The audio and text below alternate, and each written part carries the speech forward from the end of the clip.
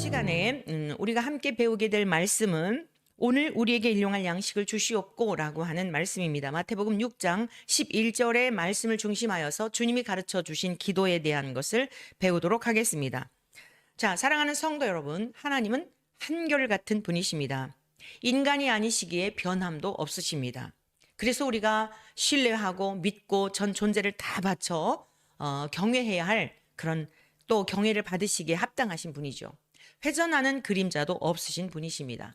앞과 뒤가 우리는 달라요. 앞에서 말하는 것, 뒤에서 다른, 아무리 우리가 진실하게 살고자 해도 우리 인간에겐 한계가 있지만 우리 주님은 그렇지 않습니다. 성부 하나님도 성자 예수님도 그렇습니다. 성령님은 우리 안에서 이러한 사실들을, 이러한 진리를 가르쳐 주시죠. 자, 하나님은 우리에게 말씀을 통하여 자신을 드러내셨습니다. 성경을 주셨죠. 이 성경은 처음 창세기에서 마지막 요한 계시록까지 예수 그리스도를 통하여 하나님 나라를 주시겠다라고 하는 약속의 말씀입니다. 그 약속대로 예수님이 이 땅에 오셨지요. 창세전부터 계획하신 그 약속대로 이 땅에 오셨습니다. 예수님의 가르침과 삶도 성경에 기록된 그대로를 나타내셨습니다. 그래서 예수님을 보면 하나님을 보는 것이라고, 나를 본 자는 아버지를 보았다라고 말씀하신 게 뭐예요? 말씀으로 세상을 가르치신 그 능력이 우리 예수님을 통하여, 성육신하신 예수님을 통하여 그대로 드러내신 것입니다.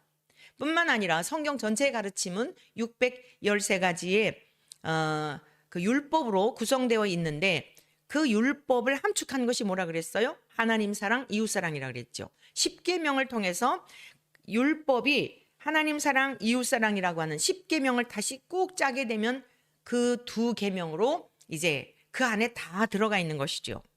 그런데 예수님은 이러한 말씀을 그대로 실행하신 겁니다. 십자가 사건을 통하여서 하나님 앞에 우리를 향한, 우리 이웃을 향한, 우리를 이웃으로, 친구로 삼아 주셨죠. 진정한 이웃이 되셔서 이 땅에 오심으로 자신의 몸을 불사르셔서 완전히 초계와 같이 다 버리심으로 말미암아 하나님을 향한 사랑, 공의가 그대로 실현이 되고, 뿐만 아니라 하나님의 그 사랑이 성자 예수님을 통하여 확증이 되었는데, 이웃인 우리를 향한 사랑으로 완전한 그런 사랑으로 완성하신 것입니다. 자, 그러면서 예수님이 제자들에게 또 오늘을 살아가는 우리들에게 어떻게 하나님과의 관계성 속에서, 이전에는 하나님께 나아갈 수 없는 우리들이었는데 우리가 하나님께로 나아갈 길이 되셨죠. 구원의 길이 되시고 하나님의 나라의 상속권자가 되게 하시고 하나님 나라를 기업으로 물려받을 수 있는 자가 되도록 에베소서 1장에 보면 하나님께서 우리에게 그 복을 주셨던 것을 명확하게 기록하고 있습니다. 그러면서 이제 하나님의 자녀가 된 우리들에게는 특권을 주셨는데 그게 뭐예요? 기도지요. 아버지 앞에 구할 수 있는 기도입니다. 그 기도의 가장 모범과 우리가 그 기도를 따라서 해야 할 것이 뭐냐면 바로 주님이 가르쳐 주신 기도입니다. 그래서 앞에서 하늘에 계신 우리의 아버지여, 기도의 대상이 있다 그랬죠. 이름이 거룩히 여김을 받으시오며, 우리 예수님이 이 땅에 오셔서 그 기도를 다 이루셨습니다. 나라가 임하시오며, 하나님의 통치, 개인으로부터 가정으로부터 이 세계 속에 하나님이 통치하시고 다스리시는 나라. 그래서 개인에게 있어서는 상태적 변화, 공간적 변화 뿐만 아니라 현재적이며 미래적인, 이게 하나님 나라의 개념이라고 말씀드렸습니다. 뜻이 하늘에서 이룬 것 같이 땅에서도 이루어지이다. 하나님의 뜻이 무엇이라고요? 하나님의 뜻은 아들을 보고 믿는 자들에게 영생과 부활을 주는 것이라고 그랬죠. 하나님이 영생과 부활을 주시는 것이 하나님의 뜻이에요. 뿐만 아니라 내가 거룩하니 너희도 거룩하라. 거룩함이라 그랬죠. 하나님의 자녀답게 거룩한 삶을 살아내는 것입니다. 뿐만 아니라 이제 말씀과 기도로 거룩하여지는데, 말씀과 기도가 양 날개와 같이 거룩한 삶을 통하여서 여러분 어떻죠? 우리는 항상 기뻐할 수 있는 거예요. 어떻게 기뻐해요? 기뻐해야 할 근거가 뭐예요? 나 같은 죄인을 위하여 하나님이 이토록 성자 예수님을 보내시면서까지 사랑하신 그것 때문에 기뻐하는 겁니다. 무슨 뭐 사업이 잘 되고 돈이 잘 벌리고 이래서 기뻐하는 게 아니에요. 그것은 또 그렇지 못하면 우울해져요. 이 기쁨이라고 하는 철저한 근거는 뭐냐? 십자가의 사건입니다. 하나님과 우리와의 사건 가운데, 하나님과 우리와의 관계성 속에서 십자가에서 돌아가신 예수 그리스도로 말미암아 구원을 얻은 이것 때문에 기뻐하는 거예요. 고난 중에도 기뻐하고, 죽음 앞에서도 기뻐하고, 병환 중에도 기뻐하고, 그 기쁨의 근거는 오직 예수 그리스도께 있는 것입니다. 그것이 능력이에요. 십자가의 능력이고 복음의 능력이고 구원받은 자의 능력인 것입니다. 그런데 또 무너지잖아요. 환경이 무너지게 되고 경제적인 어려움이 있을 때. 그래서 쉬지 말고 기도하라라고 말씀하신 거예요. 계속적인 하나님과의 교제를 하라는 것이죠. 그다음에 범사에 감사하라. 그렇게 기도를 하다 보니까 주어진 모든 사건 속에서 하나님의 그 은혜를 깨닫게 되는 거예요. 그러니까 모든 것이 감사한 거예요. 최근에 정말 안타까운 소식을 접하게 되었습니다. 얼마 전에 몇 주 되었어요. 저희 권사님 그 동서 되시는 분이 굉장히 우울증에 한 6개월 정도 되었는데 우울증으로 인하여서 극심한 고통 가운데 있다. 그래서 저에게 이제 좀 상담을 요청해서 이렇게 통화가 되었어요. 근데 이분은 아주 신실한 열심으로 교회 생활을 하시는 그런 권사님이셨어요. 그분의 그 고뇌가 뭐냐면 내가 이렇게 믿어서 천국에 갈 수 있을까? 더 기도하지 못하고 더 열심을 내지 못하고 강박증적인 것이 다른 고민이 아니고 다른 우울감이 아니라 그게 너무 억눌려 있는 거예요. 제가 우리가 더 열심히 기도하고 무엇을 열심히 해서 천국 가는 게 아니다. 우리가 죄와 싸우고 진리의 말씀을 붙들고 그 말씀을 살아내기 위해서 열심을 다하는 건 중요하다. 구원받은 자로서 너무 감사하니까. 그러나 우리가 열심히 기도했다고 천국 가고 열심히 전도했다고 열심히 무엇을 했다고 천국 가는 게 아니다. 우리는 그렇게 할 수 있는 능력이 없다. 육체를 입고 있기 때문에. 하나님이 우리의 연약함을 아심에도 불구하고 불러내셨다. 하나님이 이러한 연약함을 아시면서도 창세전부터 성자 예수님을 보내실 그 계획을 세우셨고 완성하셨고 우리는 그 믿음으로 구원을 받는 것이다. 그러니까 너무 죄책감 속에 그러지 마라. 마귀는 우리에게 정죄감을 준다. 참소한다. 너 이렇게 믿어갖고 천국 가겠어? 그래, 고통을 준다. 주님이 주시는 것은 평안이다. 그러므로 마귀가 그런 생각을 줄 때 마귀는 무슨 막 형체를 뿔을 달리고 찾아와서 괴롭히는 자가 아니다. 생각을 통하여 마귀가 가룟 유다에게 예수를 팔려는 생각을 넣어준 것처럼 그 생각이 올 때에 그걸 받아들이면 안 된다. 루터가 그런 이야기를 했다더라. 자, 새가 머리 위로 이렇게 왔다 갔다 할 수 있는데 집을 지켜 하지는 말아라. 우리가 여러 가지 생각들이 오고 갈 수는 있다. 그러나 착상이 되어서 나의 인격을 지배하도록 하지는 말라는 뜻이다. 마귀가 참소할 수 있죠. 우리의 연약함으로 인하여. 지금은 또 막 잠도 안 오죠. 거의 20시간, 4시간 잠을 자지 못하니 어떻게 기도하고 싶지만 그게 정신적으로도 막 혼란스럽고 기도가 되겠어요? 그러니 이렇게 명하여라. 이 악한 원수 마귀야. 지금 나를 자꾸만 참소한다마는 그래 어쩔래. 내가 이렇게 연약한 중에도 주님께서 나를 택하여 주셨고 이렇게 연약한 나를 위하여 우리 주 예수님을 보내주셨고 나의 죄를 다 담당하시고 십자가에서 죽기까지 나를 사랑하셨으니 어쩔래. 그래 내가 봐도 정말 형편없어. 내가 봐도 진짜 천국에 갈 자신이 진짜 없다. 그럼에도 불구하고 하나님이 나를 사랑하시니 어쩔 거냐. 그러니 나를 더 이상 괴롭히지 마라. 나는 나에게 준 이 생각을 결코 받아들이지 않을 거다. 나는 하나님의 자녀가 되었다. 예수 그리스도의 보혈로 죄 사함 받은 하나님의 백성이다. 그런데 어떻게 나를 악한 자가 만지지도 못한다고 주님이 명하셨다. 라고 하면서 그 말씀을 붙드십시오. 라고 권면하여 드렸어요. 그런데 지난주에 이제 유명을 달리했다는 소식을 듣게 되었습니다. 알고 보니까 이 저체온증으로 그런 것 같아요. 밖에 나갔다가 너무 야이어가지고 아주 뭐 40kg도 되지 않는 그런 지경에 있다가 보니까 추운 날씨에 그래서 아주 그 어려움을 당하셨다 그러는데요. 여러분 오늘 주님께서 앞부분에 대한 이 말씀은 뭐냐면 하나님이 우리를 구원하시기 위하여 하신 하나님 편에서의 계획을 완성하신 거예요. 그것을 우리가 믿음으로 받아들이고 오늘 우리가 드리게 될 기도는 이 세상에 살아가면서 우리를 위한 기도를 드리라고 말씀하신 거예요. 그러니까 하나님이 우리를 구원하시기 위하여 행하신 것에 대한 그 믿음을 붙들고 기도를 해야 오늘 이 세상에 살아가면서 드리는 기도도 제대로 된 기도가 되고 그 기도의 응답이 되고 그 기도의 풍성함을 누리게 된다는 뜻입니다. 무슨 말씀이에요? 뜻이 하늘에서 이루어진 게 뭐죠? 아들을 보내셔서 우리에게 영생과 부활을 주시려는 거예요. 그걸 완성하신 거예요. 그러므로 이제 우리가 이 땅에서 어때야 돼요? 하나님이 우리를 향하신 영생과 부활을 주시고자 하는 그걸 믿음으로 받아들이고 감격함으로 하나님께 나아가면서 오늘 주신 말씀 6장 11절에 있는 말씀, 오늘 우리에게 일용할 양식을 주시옵고, 이 부분부터는 이 세상에 살아가는 우리들이 땅에 사는 동안 필요한 것들을 구하라고 가르쳐 주신 겁니다. 그러니까 전반부는 하나님을 위한 기도, 하나님께서 하나님의 행하신 일에 대한 것들을 추억하며 드리는 기도이고, 오늘 우리가 드려야 될 이 기도, 일용할 양식을 주시옵고라고 하는 이 기도는 무엇을 어떻게 왜 이 기도를 드려야 되는가 라고 하는 그러한 기도를 가르쳐주고 있는 거예요. 그럼 첫 번째, 오늘 우리에게 일용할 양식을 주시옵고라고 하는 이 기도, 언제 구해야 될까라고 하는 시제에 대한 것입니다. 이 시제를 보면 뭐예요? 오늘입니다. 오늘. 여러분, 신앙은 지금 이 시간이에요. 바로 지금 이 시간. 말씀을 듣고 있는 이 시간입니다. 조금 후의 시간도 내 시간이 아니에요. 내일은 더더욱이 우리의 시간이 아니에요. 지금을 위해 구하라는 겁니다. 사실 따져보세요. 우리의 모든 염려와 근심은 지금 이것에 관한 겁니까? 현재 지금 내가 살고 있는 이 순간에 관한 염려입니까?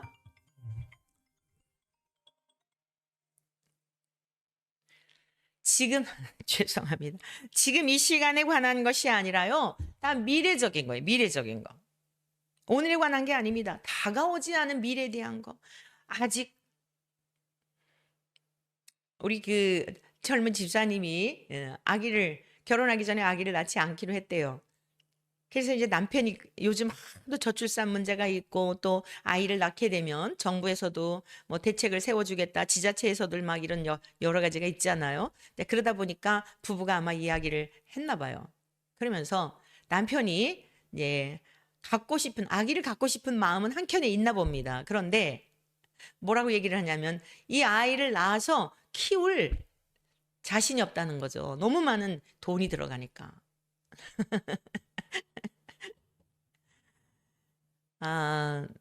그래서 이제 우리가 지난 주일 식사 후에 그런 이야기들을 나누었어요. 이제 쭉 이야기를 하는 거예요. 대학 다닐 때 대출 받아서 취직을 하니까 계속 빚으로 시작을 한다는 거죠. 집을 살 때도 전부 빚으로 하고 평생 빚을 갚아야 되는데 애들까지 가르치기에 너무 참 어렵다. 그래서 우리가 이제 무슨 얘기를 했냐면, 자, 저희들이 살던 시대에는요, 형편이 안 되면 학교를 안 갔어요. 네, 저희 그 시골에 살 때 초등학교 졸업하고 공장에 가서 가정의 그 막 어려운 환경에 도움을 주는 친구들도 있었어요. 어디 대학에 대출 받아서 대학 갈 생각들을 했을까요? 그러니까 옆에 있는 젊은 집사님, 맞아요. 저도 다 대학 다닐 때 돈 벌면서 아주 막 힘들게 공부를 했어요.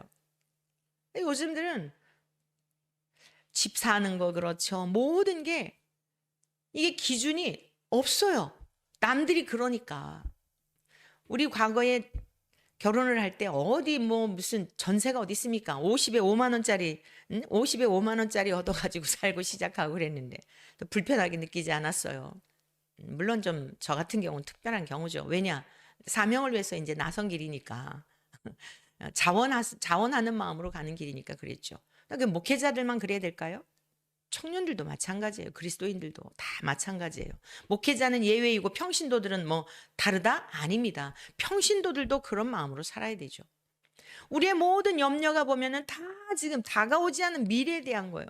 아직 탄생하지도, 아직 잉태하지도 않은, 아직 출산하지, 임신도 되지 않은 자녀들에 대한 걱정을 하면 미리 겁이 나가지고, 이 보통 심각한 게 아니죠. 그리스도인은 달라야 됩니다. 오늘이라고 하는 이 단어는 지금 현재를 의미하는 겁니다. 주님께서 말씀하셨어요. 내일을 위해서는 염려도 하지 말라 그랬습니다. 마태복음 6장 34절의 말씀입니다. 그러므로 내일 일을 위하여 염려하지 말라. 내일 일은 내일이 염려할 것이요. 한날의 괴로움은 한날로 족하니라. 내일이 인격적인 표현으로 의인화되어 있는 것을 볼 수 있습니다. 내일이 주격이에요. 아니, 어떻게 사람도 아닌 내일이 대신 염려해 준다는 거죠? 내일은 하나님의 영역이에요. 하나님의 주권하에 있는 거예요. 하나님이 염려하셔도 하나님이 염려하신다는 거예요. 하나님이 책임지신다는 겁니다. 사랑하는 성도 여러분, 그리스도인으로 산다는 것은 세상 사람들과 달라요. 이게 구별입니다. 저 무슨 뭐 이동하니 동성애 이런 것만 그 구별 이런 게 아니에요. 우리들도 그 부분은 아니지만 구별된 삶을 살아야 돼요. 어떻게 해요? 말씀이 근거가 되어서. 내일은 염려하지 말라고 했으니까 오늘 기뻐하고 즐거워하고 그리고 사는 거예요. 그런데 그리스도인이라고 하면서도 안 믿는 사람들과 똑같이 걱정하고 염려하고 뭐 그냥 그러하고 어제 저희 작은 손주가 외손주가 초등학교 입학을 했어요. 입학을 했는데 우리 그 큰 손녀가 이제 3학년이 되었거든요. 근데 지금까지 태어나서 유치원 다니고 초등학교 2학년까지 다니는 동안 전부 여자 선생님이었는데 이 3학년이 되었는데 남자 선생님이래요. 그래서 자기의 기도가 응답이 되었대요. 너무 잘생겼고 키도 크고 또 뭐가 어쩌테나 그러면서 자기는 선생님이 될 거래요. 그래서 우리 이제 딸이 그랬대요. 얘야, 너희들이 이제 나중에 커서 선생님 될 때는 지금도 아이들이 없잖아. 아이들이 없는데 네가 선생님이 돼가지고 그러면 굉장히 삶이 힘들 건데 먹고 사는 것도 힘들 건데 근데 어떻게 선생님 되려고 그래? 그랬더니 괜찮아. 한 아이만 있어도 괜찮아. 한 아이라도 나는 좋아. 그러면서 그러더라는 거예요. 그리고 또 지 동생은 목회자가 될 거를 생각을 하고 있는지 자기가 또 뭐 선생님이 되어가지고 또 주일에는 자기 동생 교회 가가지고 도와주고 그래야 된다고 그랬다는 거예요. 말만 들어도 너무 기뻤어요.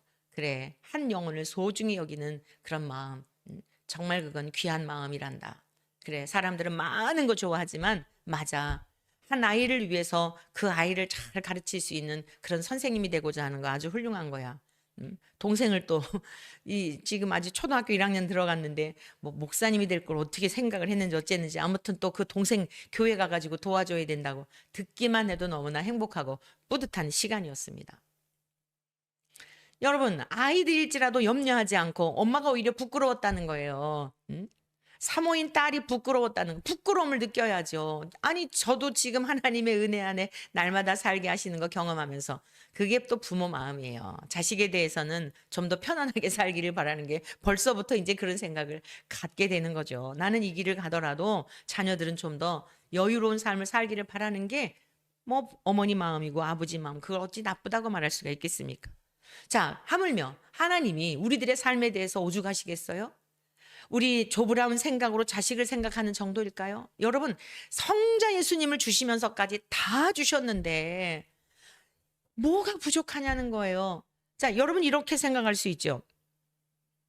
구약에 보면 물질에 대하여 엄청 하나님이 약속해 주셨고 구약에는 부요에 대해서 풍요에 대해서 예를 들어 이삭이 농사하여 그해 100배나 거뒀다. 성경에 기록돼 있잖아요. 가는 곳마다 샘이 터져 나왔다. 물질에 대한 거거든요. 이 팔레스틴 지역, 자, 여러분 물이 없는 사막지대 같은 데서 물이 솟아난다는 것은 이게 여러 가지의 토지의 생산량을 좌우하는 거기 때문에 부와 연관되는 거예요. 물이라고 하는 거는 생명의 근원이 되잖아요. 매우 중요한 거죠. 구약에는 많은 말씀들 물질의 부요와 풍요에 대해서 재물을 주시되 근심을 겸하여 주시지 않는다. 또 하나님이 사랑하시는 자에게는 재물을 주신다. 뭐 이런 약속들이 많잖아요. 신약에는 그런 말씀이 없어요. 왜 그럴까요? 구약에는 이스라엘 백성들이 가나안 땅에 들어갔을 때 농경 문화 속에서 가나안에 살고 있었던 사람들이 섬기는 신들이 있었어요.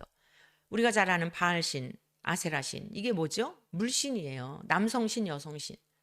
그러니까 이 가나안의 농경 문화 속에서 물질의 풍요, 그건 뭐예요? 토지의 소산이 많이 생산되는 겁니다. 그렇기 때문에 토지의 소산이 많이 생산이 되는 것, 그게 부요한 거죠.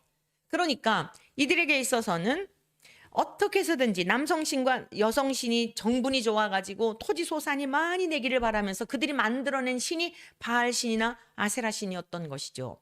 그런데 하나님께서는 아브라함을 부르시고 가나안 땅으로 인도하시고 믿음의 후손들이 가나안 땅에 정착하여 살 동안에 토지의 소산물을 많이 내게 하는 그 신은 그들이 섬기는 신이 아니다. 세상 만물을 창조하신 하나님이시다 라고 하는 것을 드러내시기 위하여 보이지 않는 신이시지만 하나님께 기도하고 하나님께 도움을 구할 때에 그들의 그 부요함과 풍성함을 그들과 비교할 수 없는 그런 은혜를 주시는 것을 경험토록 하시기 위하여 그러한 물질의 복에 대한 걸 말씀하신 거예요.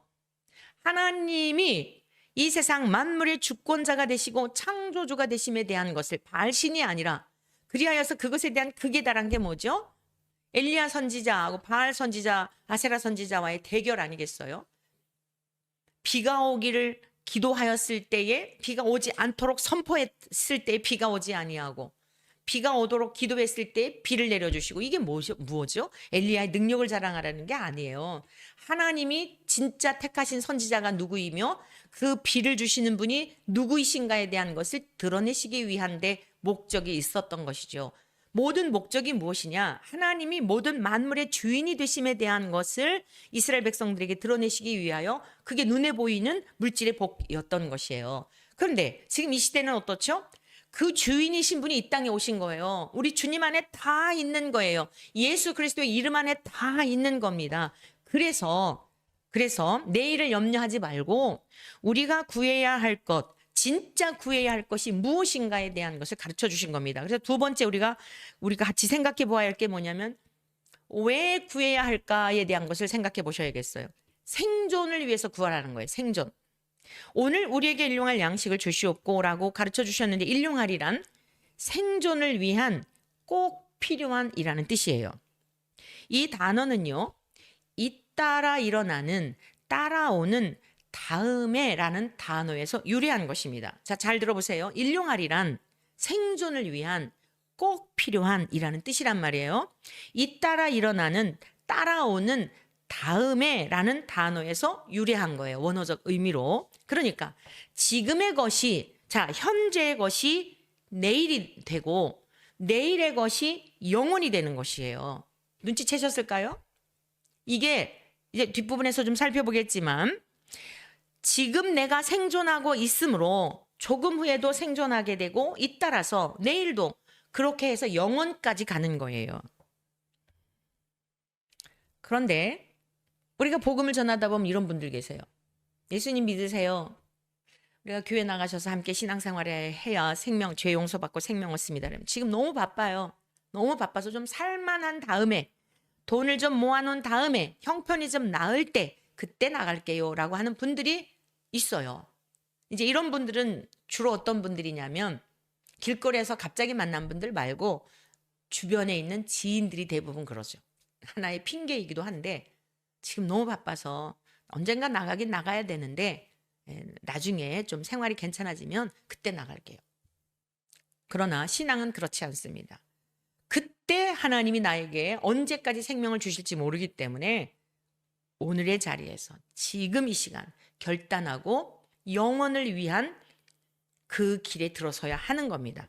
자, 그러면 세 번째 우리가 생각해 볼 것이 뭐냐면 무엇을 구해야 할까? 무엇을? 생명의 양식을 구하라고 말씀하고 있는 거예요. 이 양식에 대해서는 오늘 우리에게 일용할 양식을 주시옵고 오늘 우리에게라고 하는 복수가 들어감으로 말미암아 나 혼자만 구원받는 것이 아닌 선교적 주님이 가르쳐 주신 기도에는요. 계속적으로 선교적 사명이 내포되어 있어요. 나의 양식이 아니에요. 오늘 우리에게 일용할 양식을 주시옵고 내가 먹었으면 다른 이에게도 나누어 줘야 할 그 양식이라는 겁니다. 그래서 이 양식에 대해서는 학자들 간에 굉장한 논란이 있는 부분인데요.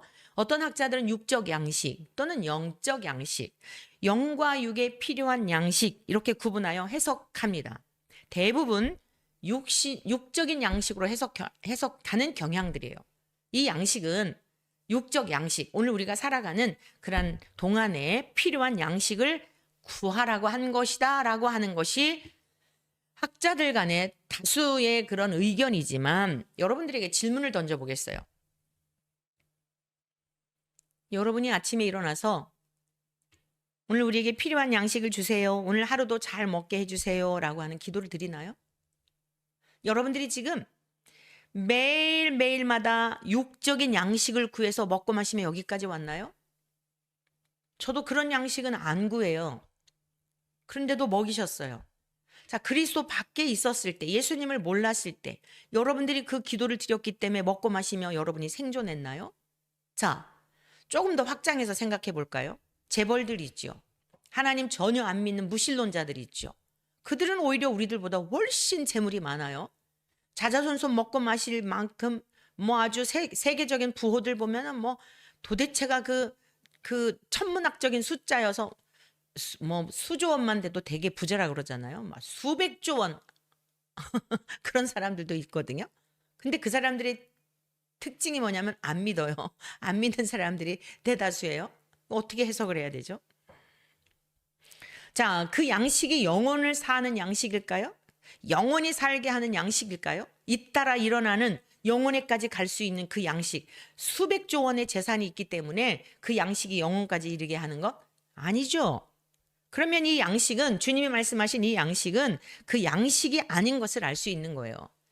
우리 주님께서 양식의 문제로 말미암아 사역하시기 전에 가장 먼저 시험을 받으셨죠. 마태복음 4장 1절에서 4절 말씀입니다. 그때 예수께서 성령에게 이끌려 마귀에게 시험을 받으러 광야로 가사 40일 금식하신 후에 줄이신지라.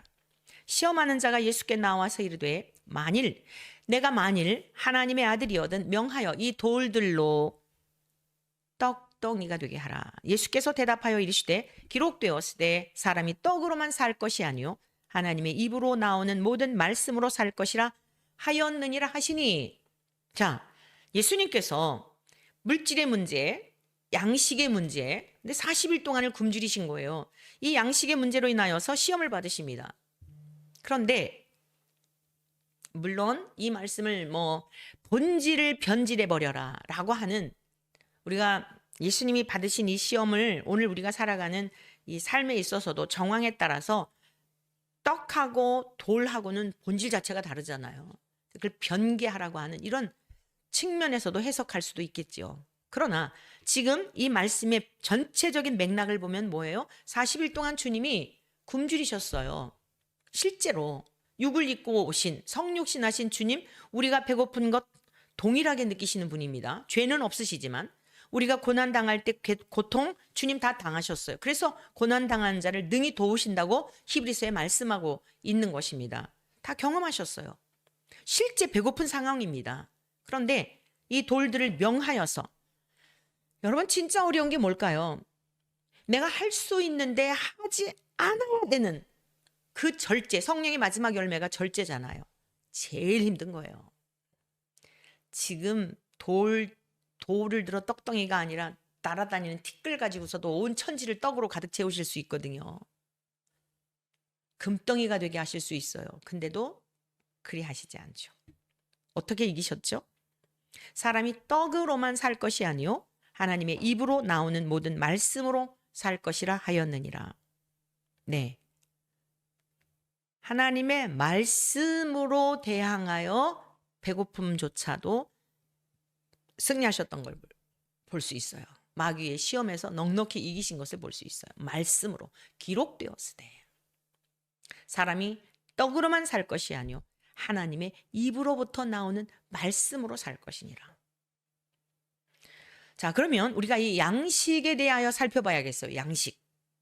양식이라고 하는 이 단어는요, 아르토스라고 하는 이 단어는 떡덩어리 뭐 이런 뜻이에요. 문자 그대로. 그런데 이 단어는요, 아이로라고 하는 단어에서 유래된 거예요. 아이로라고 하는 이 단어에서 유래. 그러니까 이 단어가 떡덩이가 어디서 유래가 되었냐면은 기본 동사로서 뭐냐면 들어올리다 이런 뜻이 있거든요. 자, 우리는 그냥 떡하면 먹는 것만 생각하지만 하나님의 말씀 너무 신비스러운 거죠. 사실은 그 숨겨져 있는 깊은 의미를 통하여 하나님의 뜻을, 의도를, 능력을 행하시고자 하는 일들을 그 속에 감추어도 있기 때문에, 그래서 깨닫지 못하는 이스라엘 백성들을 향하여 그렇게 책망하시고 안타까워하셨던 거예요. 옥토밭, 4가지 땅에 뿌려진 씨에 대한 것도 주님께서 말씀하실 때, 비유로 말씀하실 때, 우리의 심령의 상태 말씀하실 때 열매를 맺는 30배, 60배, 100배 열매를 맺는 그러한 밭 심령은 어떤 심령이냐? 말씀을 듣고 깨닫는 자니. 예수님께서 말씀하실 때도 깨닫지 못하는 것에 대해 엄청 안타까워하셨어요. 깨닫는 게 그렇게 중요한 거예요. 자, 그래서 이 기본 동사로서 이 양식이라고 하는 것, 아이로라고 하는 단어에서 유래가 되었는데 들어올리다라는 뜻이에요. 그러면서 함축적으로 이 단어 속에 어떤 의미들이 들어있냐면 치워버리다, 취하다라는 뜻인데요. 죄를 속하다, 없이 하다, 제거하다, 데리고 올라가다라는 뜻이 있어요. 이 양식이라는, 우리는 문자적으로 보면 먹는 그냥 양식 이렇게 생각을 하는데 이 성경이 쓰여졌던 그 배경 속에서 원어적 의미는 치워버리다, 데리고 가다, 제거하다라는 이러한 단어에서 유래된 게 양식이란 말씀이에요. 그래서요, 유대인들에게 예수님이 마태복음 6장에 보면은 이 떡에 관한 말씀이 굉장히 긴 절을 이루고 있잖아요. 유대인들은요, 이 의미가 무엇인지를 조금만 가난한 마음을 가지고 말씀을 깊이 들었다고 한다면 충분히 깨달을 수 있었던 거예요. 예수님께서 6장 20절, 요한복음 6장 27절에 예수님을 찾아온 무리들에게 이렇게 말씀하셨어요. 썩을 양식을 위하여 일하지 말고 영생하도록 있는 양식을 위하여 하라라고 말씀하셨어요. 자, 이 일을 하는 것은 무엇 때문이죠? 먹고 살기 위한 거예요. 우리의 의식주를 위한 거예요. 그런데 주님께서 말씀하시기를 우리 육체는 언젠가 죽잖아요. 그렇게 먹어도 죽죠. 근데 그런 것을 위해서 하지 말고 썩지 않는 양식을 위해서 하라는 거예요. 사람들이 궁금했겠죠. 예수님께서 답변해 주세요. 하나님께서 보내신 이를 믿는 것이 하나님의 일이니라. 사실은 못 알아듣죠. 이게 무슨 소리인지. 우리는 그냥 그 오병이어의 사건 이후에 너무 막 이게 진짜 이분이 왕이 되면 좋겠다. 야, 일 안 해도 되겠네. 이제 먹고 사는 거 걱정 없다. 진짜 이 사람이 왕이 되면 좋겠네. 저 이스라엘 쳐부수는 거 정치적인 메시아로서도 흠이 없네. 이러고 막 따라온 거예요. 그리고 왕을 삼으려고 한 거예요. 예수님이 조용히 산으로 홀로 피해 가시잖아요. 여러분, 6장 32절에서는 이렇게 말씀하고 있어요. 내 아버지께서 너희에게 하늘로부터 참떡을 주시나니 하나님의 떡은 하늘에서 내려 세상에 생명을 주는 것이니라. 자, 이스라엘 백성들 조상들이 출애굽 이후에 광야에서 만나를 먹고 했던 걸 상기시킵니다. 근데 다 죽어갔다는 거예요. 근데 하나님께서 이제는 참떡을 주신다는 거예요. 먹어도 죽지 않는 떡. 너희들 조상들이 먹었던 광야에서 먹었던 그런 만나가 아니라 그거 먹었는데도 죽었다. 근데 이제는 그런 떡이 아닌 아버지께서 주시는 참떡이 있는데 6장 35절에서 36절입니다. 예수께서 이르시되 나는 생명의 떡이니 아버지께서 주시는 참떡이 있는데 내가 그 떡이다. 내게 오는 자는 결코 줄이지 아니할 터이요 나를 믿는 자는 영원히 목마르지 아니하리라. 그러나 내가 너희에게 이르기를 너희는 나를 보고도 믿지 아니하는도다 하였느니라. 예수님 자신이 생명의 떡이라는 거예요. 내게 오는 자는 결코 줄이지 아니하고 나를 믿는 자는 영원히 목마르지 아니한다는 거예요. 그러나 내가 너희에게 이르기를 너희는 나를 보고도 무엇을 본 거죠? 하나님이 세상을 창조하신 창조의 능력을 그대로 본 거예요. 바다 위를 걸으시고 요한복음에는 7가지밖에 기적이 그 표적이 기록되어 있지 않습니다. 중요한 것만 기록되어 있지만 공관복음에 보면 얼마나 풍부하게 우리 주님이 행하신 표적과 이적들이 기록되어 있습니까? 사도 요한은 요한복음을 마무리하면서 이 외에도 주님이 행하신 표적이 많으니 그것을 낱낱이 기록하면 하늘과 땅이라도 2개 부족하다 이럴 정도로 굉장히 많은 표적을 행하신 거예요. 그런데 믿지 않는 거죠. 그런 표적을 보면서도 믿지 않는 거예요. 우리 예수님은 생명의 떡, 치워버리다, 제거하다, 데리고 가다. 내가 떡이라는 거야. 너희들이 나를 먹어야 오늘 먹는 이 양식 생명의 떡이 되는 나를 먹을 때 너희들이 내일도 살고 모레도 살고 영원히 잇따라 일어나는 그 영혼의 세계까지 가게 된다는 거예요. 즉 예수 그리스도를 먹어야 된다는 겁니다. 더 정확하게 6장 48절 51절 내가 곧 생명의 떡이니라. 나는 하늘에서 내려온 살아있는 떡이니 사람이 이 떡을 먹으면 영생하리라. 영원히 죽지 아니하고 계속해서 사는 그 생명. 영생은 그런 일차적인 의미가 있죠. 또 하나는 뭐죠? 영생은 요한복음 17장 3절에서 말씀하신 것처럼 유일하신 참 하나님을 아는 것, 하나님이 보내신 예수 그리스도를 아는 것, 알아버리는 거예요. 아, 이게 그거구나. 진짜 살아계시네. 와, 내가 이렇게 죄인이었구나. 진리의 성령님을 통하여 깨달아지고 믿어지고, 그게 연합이에요. 그게 진짜 교회예요. 함부로 살면 안 되겠네. 와, 내가 생각해도 여러분, 성령이 우리 안에 계시면요, 지나온 날들에 다 생각나게 하세요. 한 번에 생각나게 하시는 것만이 아니라 가끔씩 내 의로운 게 하나도 없구나. 진짜 은혜가 아니면 정말 구원받을 길이 없네. 그래서 겸손할 수밖에 없는 거예요. 잘난 척 할 수가 없는 거예요. 잘난 척 했다가도 본성이 있기 때문에 또 이렇게 쑥 올라오죠. 다시 깨갱하는 거예요. 모든 것이 주님의 은혜입니다. 주님이 하셨습니다. 온유하고 겸손하신 주님과 연합이 되면 그 성품의 열매를 맺게 되는 거예요. 자, 내가 줄 떡은 곧 세상의 생명을 위한 내 살이니라. 주님의 죽으심을 예고하고 있는 거죠. 말씀을 맺겠습니다. 우리를 위해 십자가에 달려 돌아가신 우리 주 예수 그리스도의 은혜, 믿는 것, 그게 떡을 먹는 거예요. 생명의 떡을 먹는 거.